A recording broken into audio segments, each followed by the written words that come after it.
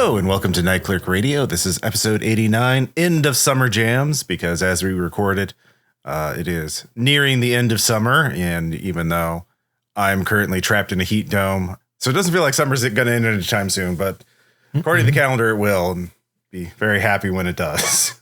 Got about a month to sort itself out astronomically, and then it's overstaying its welcome. Okay, well, fingers crossed. And hopefully my co-host Burke is not in a heat dome. No, I'm in air conditioning. Well, I am too, but if I step outside, it feels like 120 degrees, so it's not That fun. sucks. It's not good. But yeah, we have some hot jams for this hot summer, as we're going to be talking about some more dance-oriented music and get us out of the...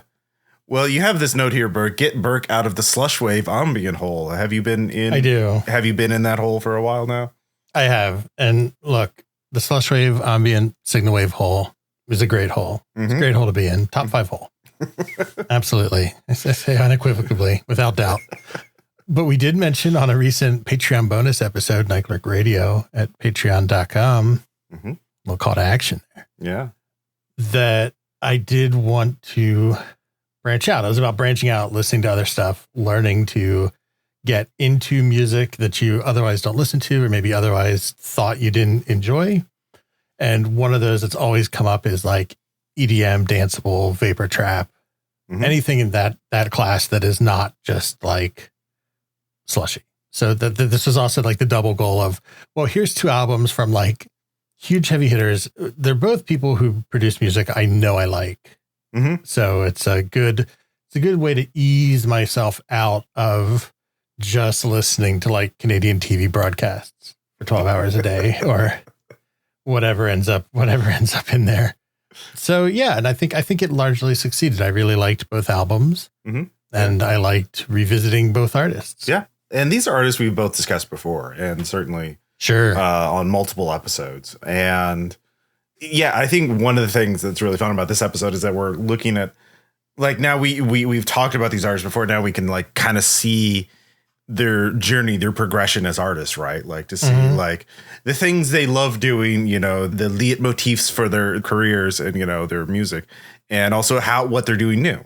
And so I quite enjoyed this episode, or, you know, listening to these albums as well because of that. It's like, oh yeah, that sounds like, you do that thing you love doing. And then it's like, oh, this is new. I haven't heard you do this before. So yeah, no, it's a lot of fun. And, you know, I, of course, as a degenerate EDM listener, have love these albums as well. And I just can't get enough. So also, I do want to say both albums have been uploaded to YouTube with visuals, like, yes, which I think that sort of is the new norm now, or at least it's becoming that, of like creating a visual accompaniment, not music videos, but like something for the entire album and some sort of looping or animated thing. And we'll get in more into the specifics of that later on. But yeah, no, it's quite fun and something, you know, happy music to take my mind away from, like, you know, the whole catastrophe happening outside. Yeah. So why don't we dive in?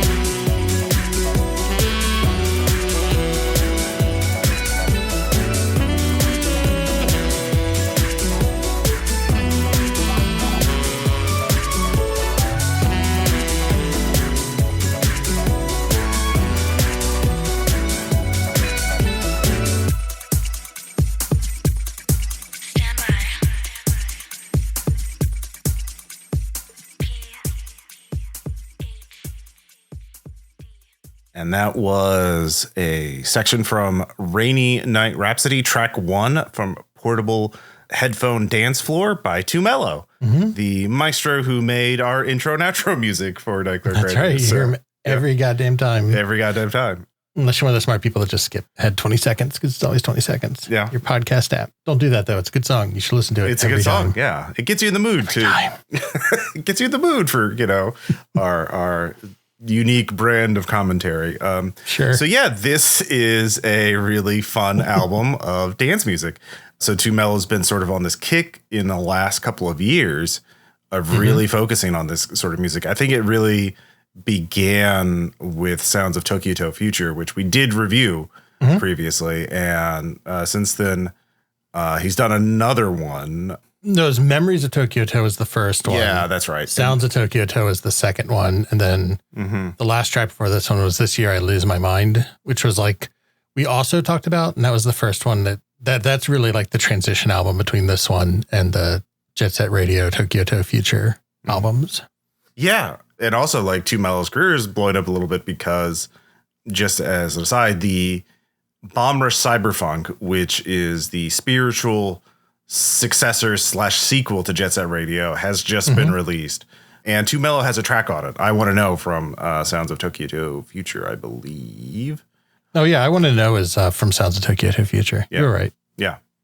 And that's a really good track. And basically, yeah, so he's continued on his path of making more dance music and more EDM type music, but Portable Headphone Dance Floor is a album that is, after working with high-speed syncopated electronic music for a long time, I've wanted to experiment with something that's more danceable at lower speeds while keeping my same style and energy. I'm most commonly listening to and making my music in headphones, and I love the classification of headphone album that are sometimes giving to detailed, intimate productions that might be overlooked in a club setting. So that's what this album's about. And boy, yeah, it is a album that rewards you for listening with headphones.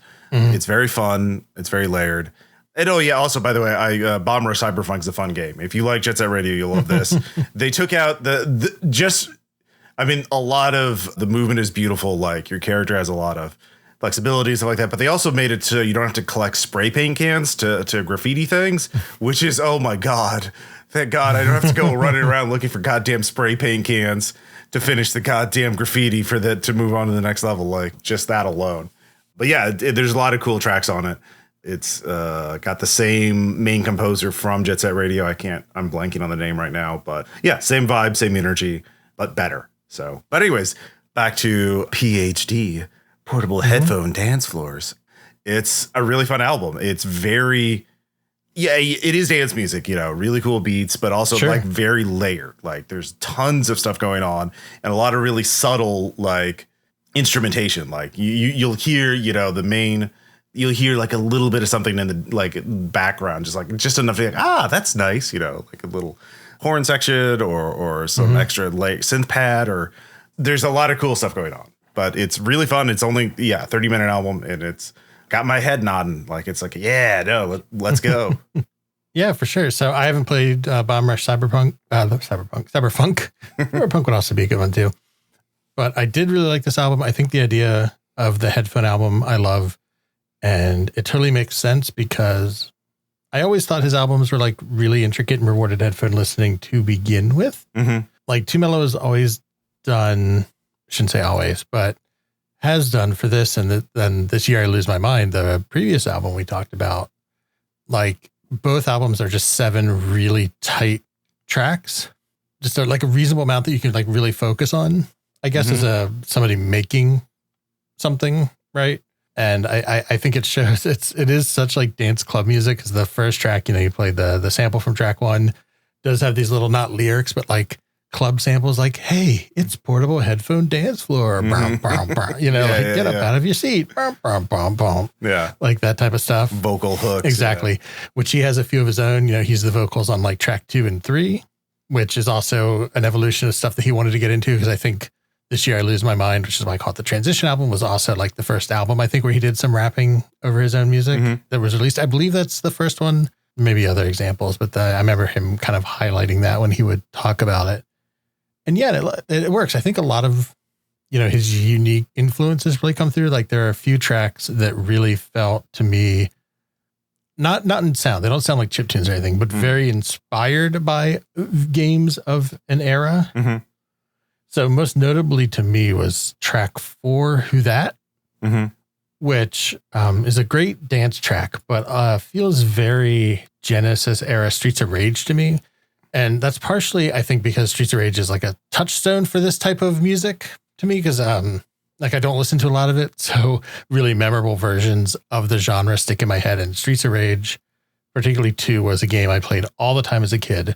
And the whole soundtrack is that bassy, thumpy, like funk and R&B and kind of club music. Mm-hmm. That's the whole soundtrack for that game. And something about the beat or the whole track or like some of the synth lead samples really felt very like Streets of Rage to me, especially through the middle, which I love. That's like a great thing to be. Also, like the appearance of like little bits of interesting instrumentation beyond just like synth and percussion. It's like track 6 has like a sax solo outro, which is always going to get you going. Oh yeah. And I loved the little synth woodwind jam or whatever appears on track 7. We Love to Bounce. There's like, I don't know what it is exactly. It's in like kind of the last, it's like kind of saxophone, but not really. And I think maybe it has some like envelope filtering going on it or something that makes it sound a little weird. Or it could be one of those, what are they called, like UEs or EVs, but they're like electronic woodwinds where they kind of look like a clarinet, and they have, I think the fingering matches up to a clarinet, but they just MIDI out into like your DAW and sound like whatever you want, really.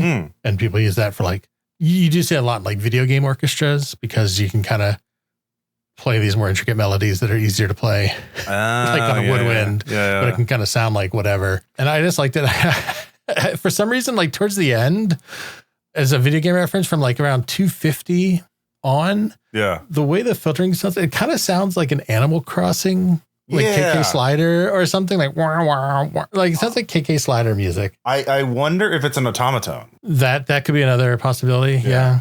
Because, I've heard a lot of those like, I'm going to cover the song in an automaton or something like that. Or like there's a viral clip of like someone doing Evanescence waking up in the automaton. It's like, oh, yeah, it sounds like that. Yeah. But yeah, the Animal Crossing KK Slider thing. Yeah, 100%. I noted that, too. I like it. That's a good way to end the album. It's kind of fun and just this is a very happy album. This is a very joyous album, and it's super cool. So I kind of want to play. Play some more from it, because like pretty much anything from it's good.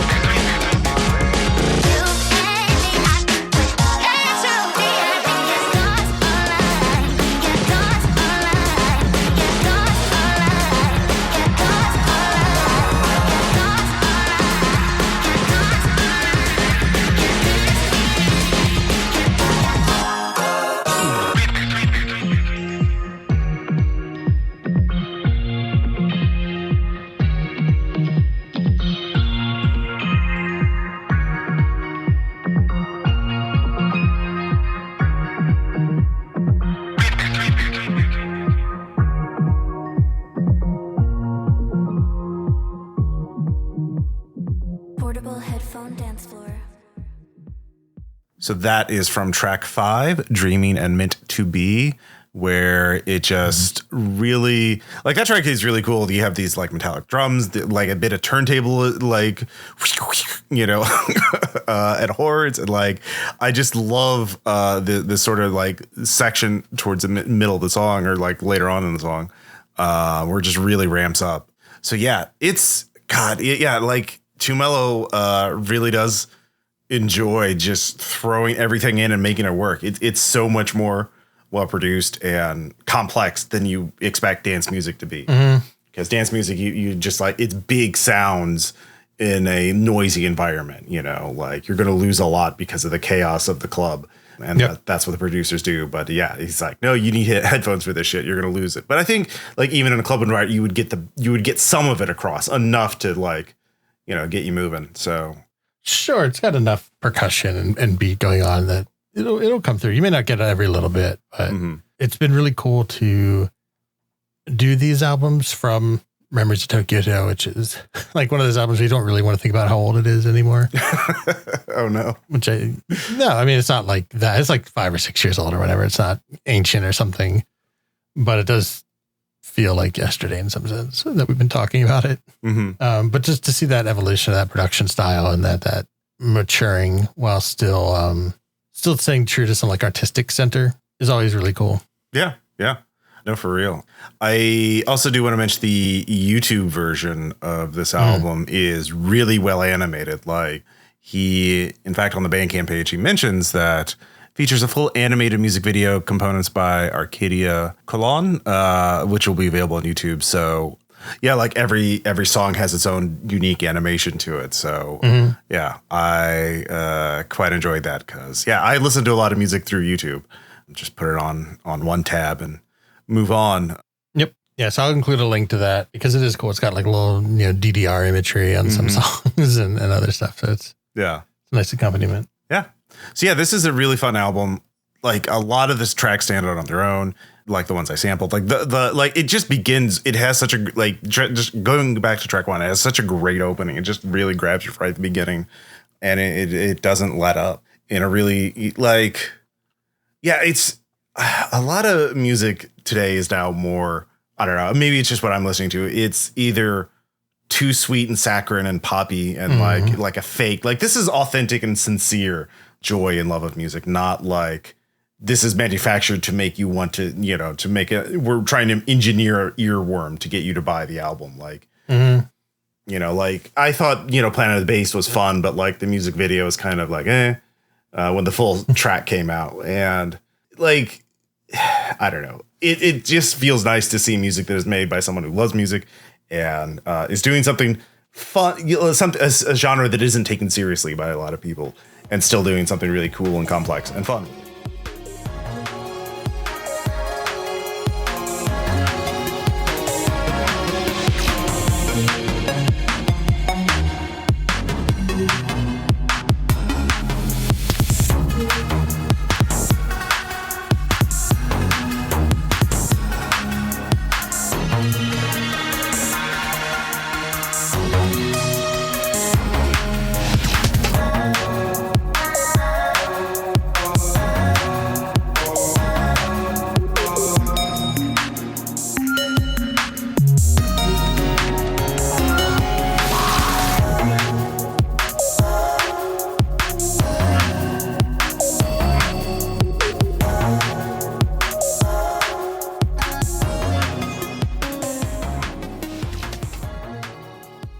That was a bit from track 2, Sundial off 4D, the latest release from vaporwave pioneer Blank Banshee, who you can tell is important in OG because they're one of the few vaporwave producers with a Wikipedia page and a real name. We always say, it's a badge of honor. I don't know. Maybe not. It depends on what you want to.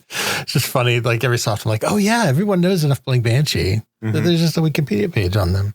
But yeah, Blank Banshee, aka Patrick Driscoll, early vaporwave pioneer. Like I said, particularly in the era of vapor trap. I don't think we've ever actually done a Blank Banshee album, but I know they had to have come up when we did vapor trap. Yeah, no, like I looked through my, I have like a Scrivener thing with all our episode notes on it, or at least mine, the ones I take. And Blank Banshee's come up in like 4 or 5 episodes mentioned. But yeah, like, so it's such a foundational artist. But like we haven't, the last album before that was Mega, I think, which, or no, Blank Banshee Zero. His Music for Menus was the real last one, yeah. Yeah. Well, yeah, just looking at the Blank Banshee Bandcamp. Let's see here. Yeah, Mega was released 2015. Yeah, there's Metamorphosis and Gaia, and then Music for Menus and 4D. Mm-hmm. Or Gaia was before Metamorphosis. Or no, wait, they're so close. It's whatever. It's all pandemic times. They all both came out before the pandemic, and Music for Menus came out during it, like this one did. So that's how they're grouped in my mind. But yeah. So absolutely huge in development of vapor trap. I guarantee you've probably heard Teen Pregnancy. It was on Simpsons Wave. It was a huge viral thing in like 2016, 2017. And that first, like Blank Banshee 0, 1, and Mega was such an amazing like trilogy of albums, like such a good run of combining like all of that vaporwave nostalgia, messing with plunderphonics, chopping and screwing everything up against like retro tech stuff, so Blank Banshee 0 is notable for having like a lot of OS sound effects. There's like the Brian Eno startup sample and stuff is splattered. Is it the Brian Eno one? But there's like, yeah, it is. It's the Windows startup is sprinkled through that album in a couple spots, and that continues on. But it's interesting because this album I thought was a departure from Music for Menus, which was, I don't know if you listen to that, but it's very good. I really liked it, but it would not satisfy the criteria of this episode of getting me out of that ambient haze, because it is very much the energy of like, you're at a slumber party and you fell asleep and no one turned off your PlayStation. Yeah. Like that is what it is. And it's great. It also has a YouTube component that has like various menu animations for each song. And it's a little more active than I'm describing it. It does have, it's not totally just like drone ambient, but it is lower. I remember it being like lower energy, which coming back to this one, and this track is or this album is like a mix of all these different moods. So it opens up really aggressive, but there are some like ambient and texture tracks throughout. Pretty much every track has like amazing percussion sampling work. I don't know whether it's samples, process samples or pads or however that's produced, whatever his technique is. I think it's a little different on every album. Like the early Blank Banshee stuff, I think was just Ableton Live and MIDI controllers. And I think Music for Menus had like some weird, I have to look this up. I should have looked this up before we hit record, but it has some weird thing where it's like some Korg tool through a 3DS or like used a 3DS partially in the production. Back to this. So it could be anything for this. I don't know, but it results in this just incredibly like varied album. Yeah. It's interesting because it's fun to listen to, but it feels less enthusiastically fun than Too Mellow. Oh yeah. Very different movie. Like it's great to listen to, but it is a little, that's sort of like, what do they call it? Post-internet or like post-vaporwave. Post-vaporwave, post-internet, etc. It still has like a coolness to it. There's like still a little bit of a detached notion from it. It still feels a little distant, like by design, not as a criticism, but it does feel a little bit more in the past, I would say. Blank Banshee has always been an artist that is like, one of the things I think of when I think of Blank Banshee, actually like a square pusher. I think it's in that same, like there's this, it'll go really hard for a second, then drop off for a second, and like kind of starts and stops at it keeps you on your toes. Like there's a lot of tension. There's a lot of frenetic energy. And I wouldn't say, maybe twitchiness is a word, but like and so this is in line with Blank Banshee. Like it has that Blank Banshee sound, like, but it does have a lot of variation. Like there are tracks that sound like old school, like techno, and then there's some tracks that sound like they should be like in a thriller movie soundtrack, like very tense. Like track 6, Trojan Horse, is like really like someone's going through like a laser maze, right? Like doing, you have 30 seconds before the guard turns the corner, like that kind of thing. But then there's calmer tracks, like 7 is a like almost kind of cool. It's like kind of like a cyberpunk kind of vibe to it. Contra is the track name. But yeah, and then it gets very like chaotic and like there's industrial elements into it. Like some tracks like very, very like, there's metallic clanginess to it. Like it's quite a journey. But yeah, it is definitely not, it is a different vibe. Like Blank Banshee's been more intense as an artist than Too Mellow, to put it mildly.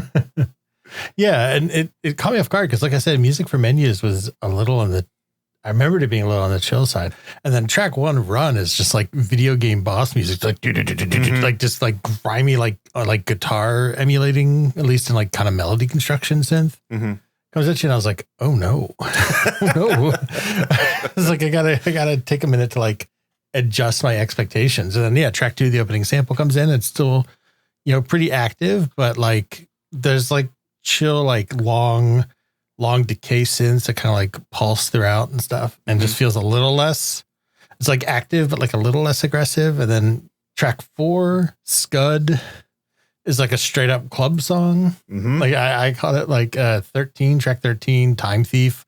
I also thought had like really like driving aggressive synth, like a lot of like coming at you arpeggios type deal. I don't know how else to describe it. Like it's just very, very intense. Yeah, just really intense. But the tracks that really stood out to me, I guess Horse to Water or whatever, are the ones that were a little more sparse, a little more like synth melody driven, a little slower. So here's a bit from track 5, Pegasus, which was one of my favorite tracks.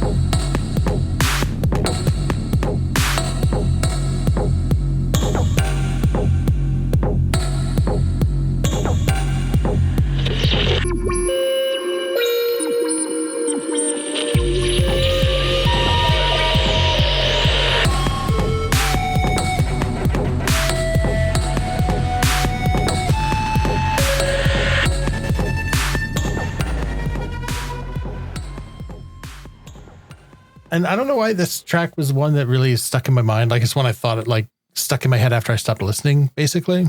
But I think it is like, I love that little like syncopated bass underneath. I love the little, in fact, there's like little bits of synth coming in every so often, but then there's like these like killer synth melodies. I don't know why, like that melody that comes in at like 125 and appears again in pieces throughout and at the end. Mm-hmm. I really like that. It reminded me, I don't know, it's like space synth. It's like active, exciting space synth. Yeah. Which I like. Yeah. I always talk about, comparing stuff to other stuff too much. It's not a comparison, but it's like a memory reference. It reminded me a little bit of like the FTL soundtrack parts of it. Oh yeah. I could totally see that. Yeah. Or hear which is a soundtrack I really, really liked because I worked to it almost every day. Like I think like my first years of grad school was like, that was like one of my go-to work tracks or soundtracks. Oh yeah. Just embedded into your brain. It's just buried in there. Another thing that was buried in there sounds was the synth voicing that appears in track 9, Hall of Mirrors, which it's around like 1 minute in. And it just sounded so much to me like, I want to say Ong-bak or like some other Thai action films. I don't know if there's like, it's like a cultural instrument. I'm just not aware of the name of it. Or if it's stylistically related, or it's just me. I could be totally wrong, but I really like, it's a sound I love. I don't know why that timbre is like, it's like a little like kind of dissonant and drawn out. It's just interesting, but it did remind me of another little memory hold movie of Ong-bak. Yeah. We'll have to find out what that instrument is. Yeah. Yeah, I'm sure someone will tell us. Yeah. We can put it right up there with steel drums and be like, hell yeah, it's that. Yeah. Yeah, just give me nothing but that and steel drums. Yeah. I want give me the commando treatment. I do like how the album ends, the last track. It's just so nice. It's timed. It's called Revelations, but yeah, it's a reflective track. And it's a good, especially with an album with this kind of energy, this kind of like, they're both these albums are high energy, but like, too mellow, it's like, yeah, it's great. Woo, let's party. Let's have fun. This is like, we're gonna party. Yeah, like it's more intense, like fun will now commence. Yeah, you're gonna have fun, goddammit.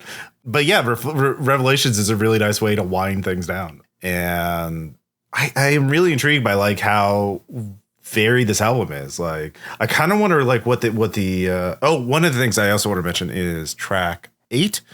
It's called Lost Angles, which has some really nice piano in it, and it's named for a vaporwave record label. It's a nice little bop, but like there's a fun thing on Twitter where Lost Angles like, they named it after us, we're gonna sue. And then like they had this whole shtick about their lawyer being bad. It was it was a fun little thing. But yeah, Lost Angles, I've ordered from them before. They put out cassettes and stuff like that. So. Powerfully dumb timeline we got stuck in. It's okay. Yeah, I'm glad they sorted it out. Yeah. It's just a fun little joke, a little promotional stunt. But yeah, it's nice. So yeah, this if you're a Blank Banshee fan, this is a must have. Like this is you just get this album. But like I think this would be good. Do you think this would be a good introduction to Blank Banshee's sort of work for people who aren't? Maybe. I don't know if it's my favorite Blank Banshee album. I would still probably pick like 1 or Mega. But I think if they wanted something a little more contemporary, I think it's a good introduction. It's certainly not a bad one. Yeah. And I think it's for people who maybe were not as into music for menus. I think it's a bit of a return. Yeah, definitely. Music for menus is very, like you said, ambient and like, or closer to, I'd say closer to ambient. I don't know if I'd call it ambient, but I'd say it's closer to ambient. I mean, according to the Bandcamp tag, it's ambient, but like we all know, you're right. Yeah. Those are the rules though. Those are the rules of the show. What if the artist tags it? Yeah, that's right. Yep. We don't push back. Yeah. God, that was just last year when that came out. Yeah. I think it was pretty, I don't know if it's just me, but I feel like it kind of went under the radar. And I don't know if that was on purpose or like the timing or what. I definitely found out about it late. Yeah. I love seeing all these classic artists that we've talked about recently still releasing like amazing music 10 years later or whatever, like not still going strong. And you can see like they're developing, like their technical skills are improving. Like Mello's, like those tracks are super layered and interesting and complex. And Blank Banshee's trying out more stuff, being more experimental. Yeah, no, it's really cool to see them on their journey. I can't wait for their next work too. So whether they keep in this vein or try something entirely and go back to ambient or try something else, Mello did a lot of really cool lo-fi music. I'd be interested to see that. And it's like we've always said, if you just have if you have a really good ear and you're a skilled producer, you can probably realize most any artistic vision that you have at that point with some amount of skill.